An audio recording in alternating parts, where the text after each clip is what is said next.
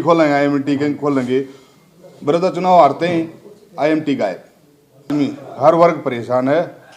जो उनका ही अपने मुंह से कहना यह है कि जो हुड्डा साहब के शासनकाल में काम होया है 36 बिरादरी का, उससे बढ़कर कोई नहीं हो सकता।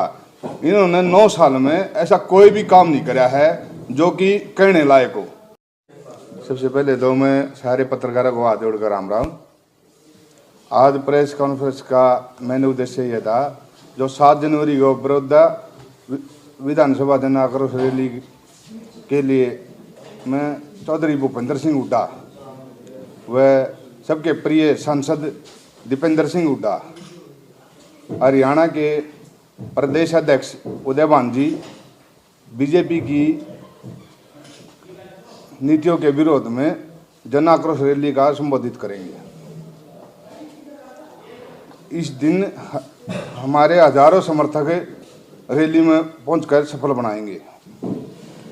मैं हर गांव में, हर हल्के में डोर टू डोर भी गया, मैंने सबके पास गया हूं, सबसे मैंने बात की, बस समस्या बताओ अपनी क्या समस्या है। सब ने एक ही बात कही, आगे बीजेपी चुनाव जुमले, झूठे जुमले करती है, कोई वादा पर खरी नहीं उतर रही। हर आदमी, हर वर्ग परेशान है। जो उनका ही अपने मुंह से कहना यह है कि जो हुड्डा साहब के शासनकाल में काम होया है 36 बिरादरी का, उससे बढ़कर कोई नहीं हो सकता। इन्होंने 9 साल में ऐसा कोई भी काम नहीं कराया है जो कि कहने लायक हो। हम बेरोजगारी में हरियाणा नंबर 1 पर पहुंचा दिया इन्होंने। ये जो जन आक्रोश रैली है ये 90 की 90 विधानसभा में होगी सारे। उन्होंने एक बात कही, ना तो को रोजगार छोड़ रखा हमारे को, हर चीज पर टैक्स लगा दिया। इन्होंने जो 55 लाख का करोड़ का कर्जा था जब हुड्डा साहब थे, इन्होंने 1,60,000 करोड़ का, 1,60,000 का, 1,60,000 का कर्जा कर दिया। ऐसा क्या काम किया है? जो रामचंद्र जांगड़ा जी ने कहा था ना, गुवाना में 1000 करोड़ रुपये लगा दिए हमने। 1000 करोड़ में तो गुवाना खरीदा जा। क्या काम किया बताओ? कौन सा काम करे है?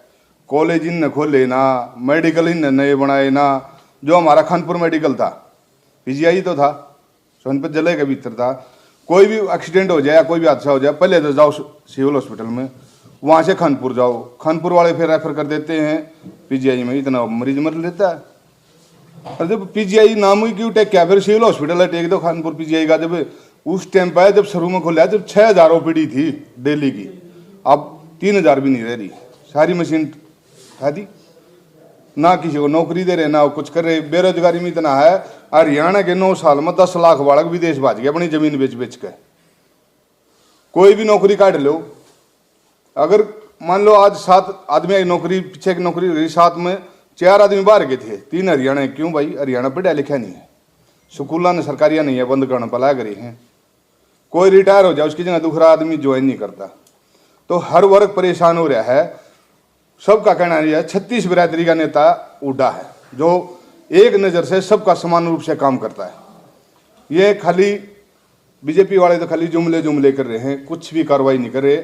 इसके विरोध में जन आक्रोश रैली में लाखों की संख्या में पब्लिक पहुंचेगी। हुड्डा साहब क्या तैयारी है रणदीप जी, आप इसमें भूमिका निभाएंगे?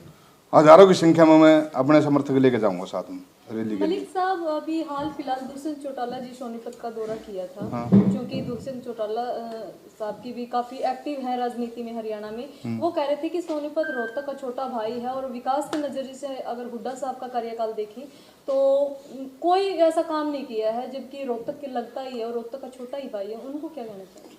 दुष्यंत चौटाला का एक बात नारा था, जब बीजेपी का दिन 75 पार, उनका नारा था जमुना पार। अब उसी की गोदी में जाकर बैठ गया। बताओ क्या काम करेगा वो? कुछ नहीं। वो अपने अपने घोटाले करे हैं, अपनी अपनी जेब भरी है, सारा काम उन्हें अपना कराया है। हल्का कोई भी काम मेरे हिसाब से 1% भी काम कर रखा है ना हुड्डा के साहब की नजरों के हिसाब से। जो हुड्डा साहब के शासनकाल में 10 साल में आया था, 9 साल में 1% भी कोई काम हो रहा हो तो बताओ। बड़ौदा हल्का में क्या भूपेंद्र सिंह हुड्डा से कितने कार्यकाल में कितने यहाँ पे रोजगार आए थे? और कोई बड़ा एक यहाँ पे मेडिकल कॉलेज बड़ौदा के लिए खोला हो या कोई पुलिस फॉलो ये जो जितने काम हो रहे हैं ना, ये हुड्डा साहब के राज में हो रहे हैं। इसने तो कोई काम एक भी करे होता बताओ। बीजेपी ने उपचुनाव में वादा रख किया था जनता बटाना को यूनिवर्सिटी बनाने का, उसका काम जो है शुरू कर दिया गया है। कहाँ कर दिया? अभी लेटर भी जारी हुआ है, कायदा यहाँ पर अधिकारी लगा दिया गया है। एक मिनट, जो पीछे उपचुनाव में एक IMT थी ना, अखबार चुनाव में एक IMT थी ना, अखबार IMT खोलेंगे, IMT खोलेंगे, बड़ौदा चुनाव हारते ही IMT गायब। अब चुनाव आ रहे हैं तो जो आप कह रहे हो ना, ये कार्रवाई कर रहे हैं, ये चुनाव के लिए हैं, चुनाव के बाद कुछ नहीं इनका। ये खाली वादे तो, ये जुमले झूठे जुमले तो कर रहे हैं, कर कहाँ रहे काम।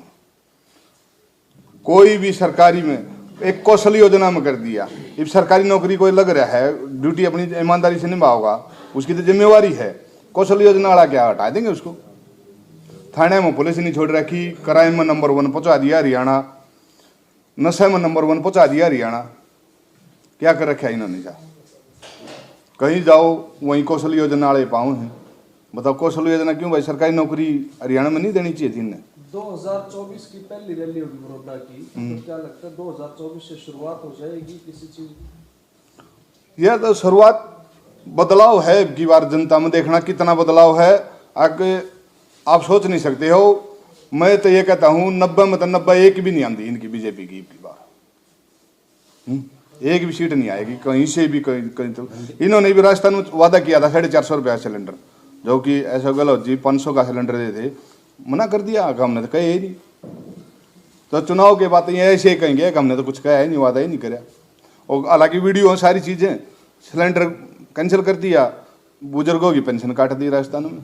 अब की बार हरियाणा में जाकर इनकी आ जाती तो आएगी नहीं, आएगी हुड्डा सरकार। क्योंकि जो हुड्डा ने काम किए हैं वो उनके तो ये 1% के भी लायक आदमी नहीं है काम करने का लायक में।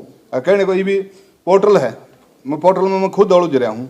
मेरी बड़ी फैमिली है, 24 आदमी का परिवार है, 20 आदमी का पोर्टल होता है। मेरे खुद के 2 बच्चे, मैंने कई बार परेशानी झेल चुका हूँ। वो 2 बच्चे फैमिली ID में आज भी नहीं है। क्यों नहीं है बताओ? ये पोर्टल ही नहीं खुलता।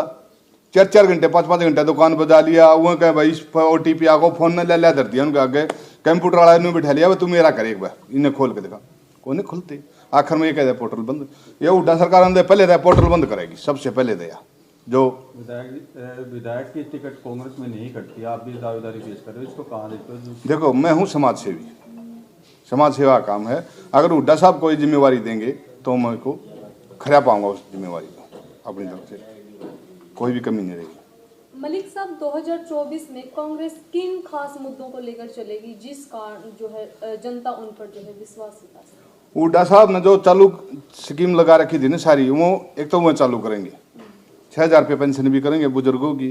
जो 100 गज के प्लाट थे, जो बीजेपी ने कहा ना गरीबों की सरकार है, वो दोबारा हुड्डा सरकार फिर चालू करेगी। क्योंकि 100 गज का प्लाट गरीबों को ही मिलता है, अमीरों को नहीं मिलता। कहने को तो ये कहते हैं ना गरीब भाई सरकार ना, ये पूंजीपतियों की सरकार है। हुड्डा साहब जो इन्होंने बंद किया ना, वो आंधे चालू करेंगे। और जो इन्होंने चालू कर रखे हैं, ये पोर्टल है, ये सारी चीजें, ये सब बंद कर देंगे। हुड्डा मलिक साहब, सबसे बड़ी बात एक है कि मतलब हाल फिलहाल जो राजनीति या फिर यूँ कहिए कि चुनाव की जो दशा दिशा दिख रही है हरियाणा में, एक पीछे एक मतलब मामला हुआ था कि आप मतलब मिमिक्री का मामला था, वो करते हैं तृणमूल कांग्रेस के कोई सांसद। बयान आता है कांग्रेस के जो मुख्य चेहरे हैं दीपेंद्र हुड्डा साहब के, तो जाटों के खिलाफ ऐसा कुछ कर रही है। इस पे क्या कहना चाहेंगे सर? कहीं न कहीं क्या बीजेपी इस मामले को लेकर इससे कांग्रेस पर फर्क पड़ता है? देखो, वैसे तो ये बीजेपी वाले एक ही बात करते हैं, जाट विरोधी नारा चलाते हैं। लेकिन अब कुछ दिन पहले वो सांसद हमारे उपराष्ट्रपति बाबत हुई थी ना, जाटों बाबत। अभी ये नहीं दिखा रहे जाटों के हितैषी, हाँ किसान के हितैषी। हाँ 1.25 साल किसान उड़ा रोड पर बैठ गया, वो अपने बच्चे पाले, खेती करे, कूड़ा रोड पर बैठे।